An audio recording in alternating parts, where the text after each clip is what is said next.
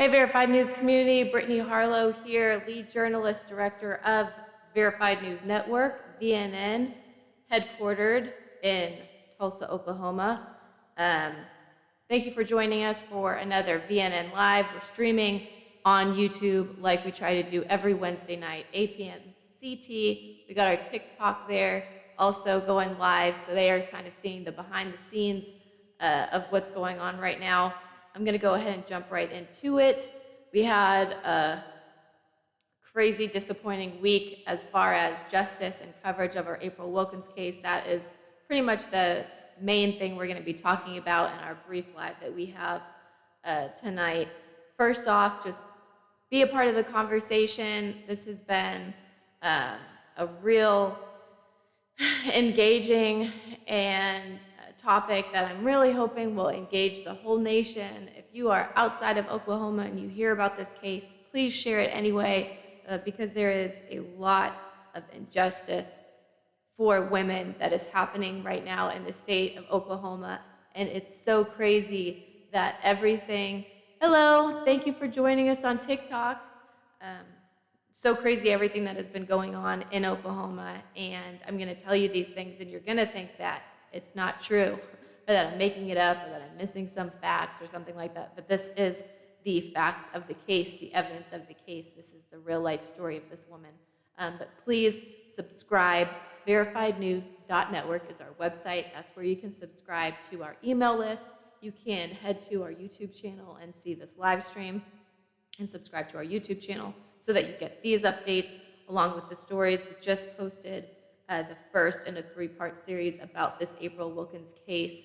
And so I really would love any emails that you want to send. If you're more comfortable with email, bharlow@verifiednews.network. You could drop something in the comments. I'm going to be checking on TikTok as well as YouTube, maintaining these comments here. So please, hopefully they're going to be showing up in my broadcasting software and then, of course, right here on YouTube. But that is the best way that you can get involved, is to share the story and share our news and just follow along with what we're doing. Going to go here to our app. You can find a link to it on verifiednews.network. You just go to the Take Me to the Newsfeed button right there on our homepage, or if you want to just type it in, you can go to app.verifiednews.network, and that is where you can connect to our actual news feeds and our news coverage. But first here, if you're watching on TikTok, you're totally behind the scenes and you don't see all of the graphics that I'm using, but right now I'm going to be opening up our top story here in the VNN app, which is April's story. Hashtag April's story is the hashtag that we're kind of using to get some momentum for this. Why didn't she stay away? So if you are tuning in for the first time, I'm going to kind of open this up while I'm explaining this. The April Wilkens case is a story about a woman who 20-ish, 25 years ago, I guess you could say, was when it was like that abusive relationship was really at its most, starting to get the most violent. She was in an abusive relationship with a very wealthy man here in Tulsa. Her name was April Wilkens.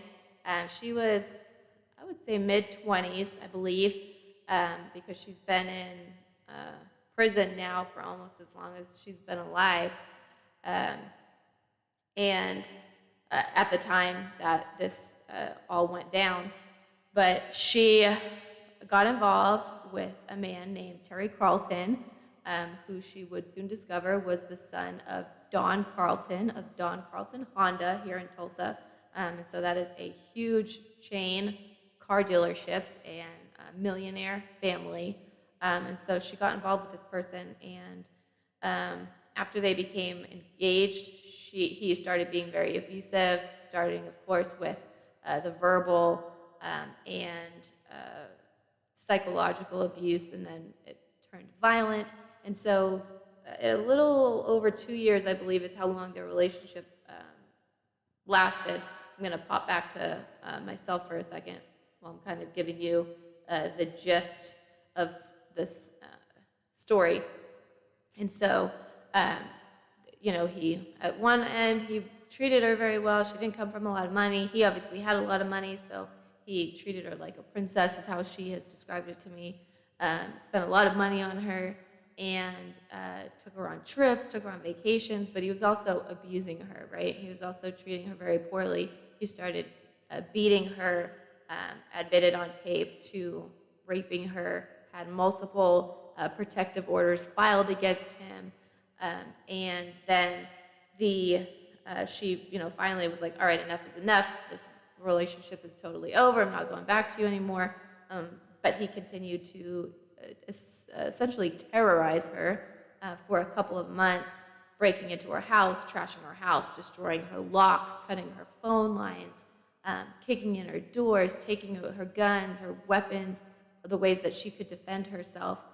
So she, would call the police, but apparently he was friends with some of the police officers. For one reason or another, they didn't enforce the protective orders that she had filed against him.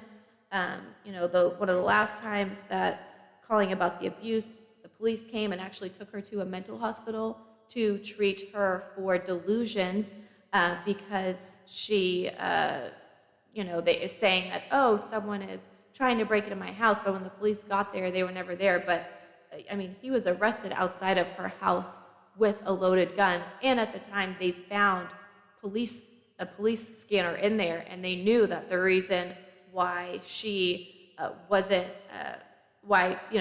there when the police got there was because he had this police scanner and he was listening. And so I guess she has told me that they even had joked that, oh, we just keep showing up here expecting to find you dead, or oh wow, he's just really quick getting out of here. But her neighbors testified that she had, that they saw the abuse that he did towards her. That, one neighbor said that she witnessed him dragging her by her hair back behind her privacy fence. These are multiple witnesses that testified that this was a battered woman. But the DA, obviously, was pretty shady stuff at the time. Said that she, cried rape, despite, the fact that there was all this evidence, physical evidence, documented evidence, that backed up what she said, actual physical damage from his abuse. But that, this DA said that she, was consensual, kind of like all this stuff that you hear abusers, right? They wanted it that rough, or oh, this is what she's into. Let me just put the record straight. Women, most women don't like being beaten, don't like needing to be hospitalized, don't like to be intimate in a way that requires them to have to go to the hospital after. No, that's not a thing, and that's not a common thing, even though it's surprising how many men will say that is, what we were just wanting. So it's pretty wild beside itself. But anyway, she was institutionalized. She was released after, I think a third stay within a 1 month period, after her abuser actually came there and flipped out on her and was kind of taunting her outside of this mental institution. The people there were like, oh wow, these aren't delusions. This man actually is, trying to kill you or threatening you and your family, and so you're free to go. And she left. She tried to find help for about 36 hours. He said that he bribed the cops. He said he bribed her friends. None of her friends were answering. No one could help her. And so finally, she's just I can't live like this anymore. So she went to his house, hoping that she could kind of reason with him when he wasn't in a state that was super fired up. And he ended up really abusing her, raping her that night, documented again by a sane nurse. The next day, when the police finally allowed her to be examined, this was evidence that, yeah, she had been really tore up and really abused that night. But as he was attacking her again that night over a lengthy period of time, she had found his gun, and she ended up shooting him and killing him. And so that is pretty extreme ending to the cycle of abuse. You don't see that too often. More often, the cases you see victim being killed by the man. Not in this case. She obviously fought back, but then she was charged with murder. And it's crazy to me, and this is essentially what this is all about, is that this somehow in 1998 became a murder charge.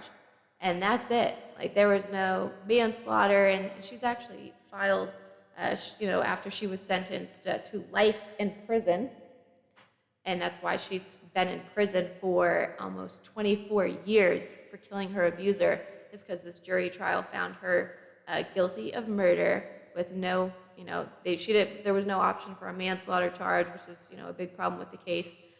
But there was actually a tape, which you'll hear more about that soon and coming out. We did a story about this a while back, that last year, our first story, which kind of told the whole story of the April Wilkens case. Our recent story that we had just published was about the whole mental institution stays and the battered women syndrome, which is the defense that she had taken. But it was, almost a quarter of a century ago. They weren't really thinking of battered women syndrome as a defense. Even now, it's not on the law books as far as an actual defense and an actual syndrome or reason that, women essentially snap in order to save themselves.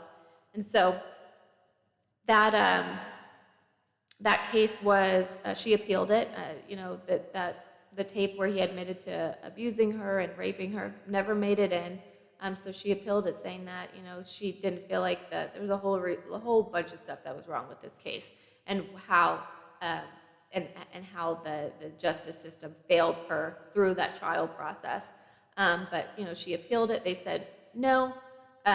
We found that you had an effective counsel, essentially, and that he did everything that he could do. He really didn't. I'm very familiar with this case. I've been studying it for getting close to a year now. That there was a lot of things that her lawyer did not do that he should have done.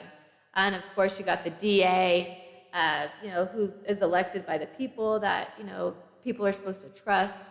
And he's, saying all these horrible things about her and making her seem like, she just came out of nowhere. And this poor guy was just like a victim to her. Whereas, like, she was drug tested the next day and had no drugs in her system. And he had, like, heroin and meth in his system that day, or on his autopsy report from using, like, that night. But she was, like, the drug addict here, and he was, like, the victim of the case. And he was a his dad was a millionaire. He came from a lot of money. That was obviously an opportunity there for the former DA Tim Harris to take, and clearly Don Carlton, the dad of the victim that was killed, had his donated to Tim Harris's re-election campaign. A ways later. So that sure is like, crazy to think that money just like so openly talks around here. But yeah, long story short, she's been in jail, in prison for almost 24 years for killing her abuser, and she lost her direct appeal, and then she lost subsequent appeals. And as the way that the court system works here, but she, after that direct appeal, she tried to get post-conviction relief, which is like another kind of appeal. And who said no other than Tim Harris, the DA that, is the one that like put her there to begin with, was like, he's a very skilled lawyer, obviously. So, that is how things work around here, and I want to say that things have changed in the last 25 years, but apparently not, because she's still in prison. There's still a lot of people who aren't doing anything about it. The worst news probably that she could have received this week. On Monday, she was up to petitioned to have a parole hearing since she was sentenced to life in prison with parole, which means that after she served a certain amount of time, she was eligible for a parole hearing every few years. She got parole hearing 6 years ago. When she was first eligible, she was denied parole, obviously, because she's still in prison. 3 years ago, she applied again for parole. And by the way, never has she had a real legal advocate for her. She's had like she had the court-appointed lawyers, and I'm still kind of digging through hundreds and hundreds of pages of documents that, a lawyer was representing her and then he quit. And then another person was representing her and then he quit. And so she just like had this constant lack of support since she's been in there. But this year was the first time that she actually had like a true advocate, a public defender from a local college organization program that was going to be helping her with this case. And so she was up to see if she would get that parole hearing this year, being eligible, and they denied her a parole hearing this year. Again, been in prison for almost 24 years, had a parole hearing 6 years ago, had a parole hearing 3 years ago, and this year they said, no, you don't get a parole hearing this year. And so it's, to me, and a few other people who follow this case, it's like, what could have changed that she didn't get a parole hearing this year after being given the opportunity to have a parole hearing 3 years ago, 6 years ago? She has been a model citizen the entire time that she's been in there. She's mentored people. She's done classes, has not gotten into trouble. So she's been kind of like this ideal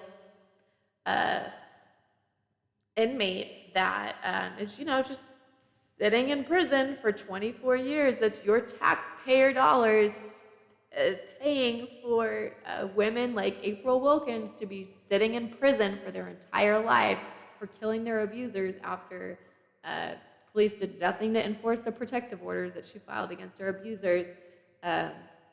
The court system did nothing to try to understand that she was suffering from abuse for more than 2 years. She had recently been released from a mental hospital. And so, we did a story about it, so I'd encourage you to check it out. It's the first story in what's going to be a 3-part series. I'm going to be publishing part 2 and 3 in the coming weeks. But April's story, Why Didn't She Stay Away, is the first one, and it really explains, in case somehow you've never known anyone who was in an abusive relationship, which is crazy because I've known a bunch of people that have been abused and have been threatened and harmed. And yep, that's true. We got some people weighing in on the comments on the YouTube. No more women are on the OK part in a parole board either. Oklahoma clearly hates women. So yes, there was one woman on the Oklahoma Pardon and Parole Board up until a couple weeks ago. She had been facing a lot of backlash, so it's not really clear why she resigned from the board. But there's 4 people on that board right now, and all 4 of them are men. And interestingly enough, they just voted to parole a guy who hired someone to kill a woman with a crossbow. So people like that, men like that, are being paroled, but abused women like April can't even get a parole hearing. So I just don't know what's going on. And feel free, Oklahoma Pardon and Parole Board, you're watching this. And this is why we are trying to send a message for women to not fight back against their abusers.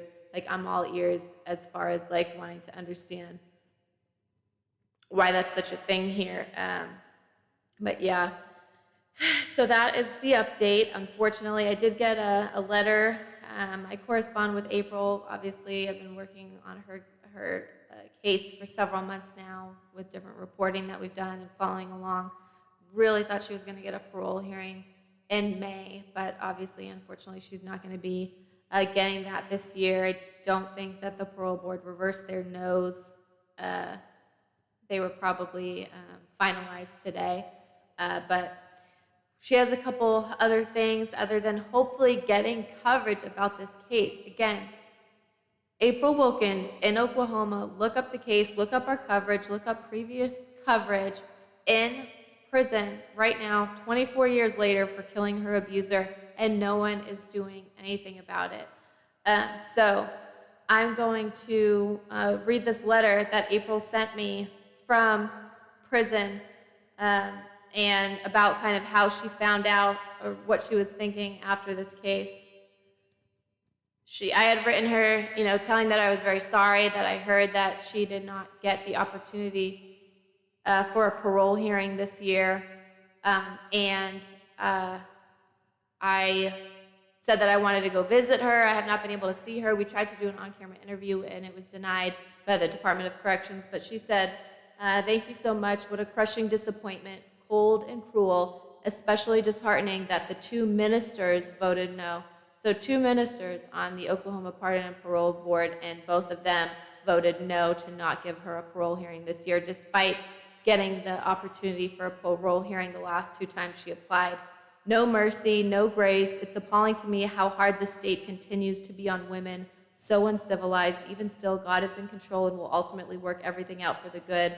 I cannot even begin to tell you how much your support and encouragement mean. So easy to get discouraged in here and lose hope. You, Amanda, her niece, who runs the Free April Wilkens blog, and everyone fighting for me, help me keep my hope and humanity alive, truly.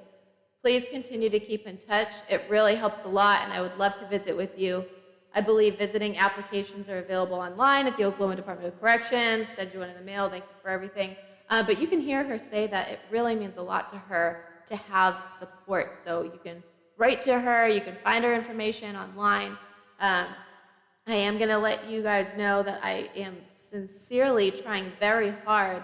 Hold on 1 second. Could you guys be quiet, please?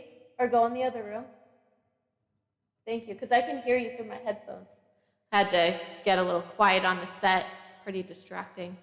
But what I was going to say is I am taking this first story that we have done in this 3-part series. I'm going to be sending it to all of the national networks that we can find. Everyone, I'm asking you, please, the story's on YouTube. It's in our app. It's on our Facebook page. It's the VNN app is how you find us on Twitter, Instagram, Facebook. Just go to one of those places, find this story, and please share it. Because April Wilkens, she's been silenced for a very long time. There's a very small group of people working very hard to get national recognition for how terribly women are treated in this state. Not to mention, the state of Oklahoma just voted the worst place for women in the United States. But this is something that we can actually do. We can rally around this case and what is happening in Oklahoma, and we can actually change this. But it really takes people sharing, people getting involved with this case. Again, the April Wilkens case here in Oklahoma. Please share and support any way that you can. That's all for me tonight. I try to keep these short, about 30 minutes. So thank you so much for tuning in, Verified News community. Our subscribers are going up, our shares are going up. We are getting a lot of recognition about this case, the April Wilkens case here in Oklahoma. So please just, keep up this fight for women in Oklahoma that literally are being forced to withstand this abuse until they die or be sent to prison for fighting back. Those are the 2 options.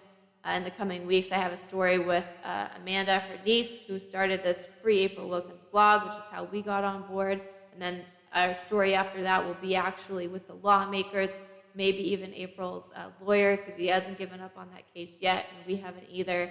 Just talking about different things that people are doing and really trying to get this public recognition going on what is happening so that we can have some actual change.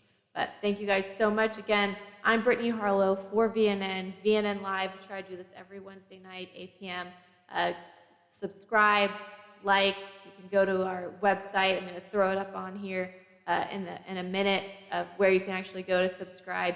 to our email list, but then of course subscribe to our YouTube channel. And the more we grow, the more recognition that is put upon this case, and hopefully again get some change, and maybe even get this woman out of prison after being in there for 24 years. So thank you guys so much. Follow me on social media and keep up with this case, and we'll catch you next time.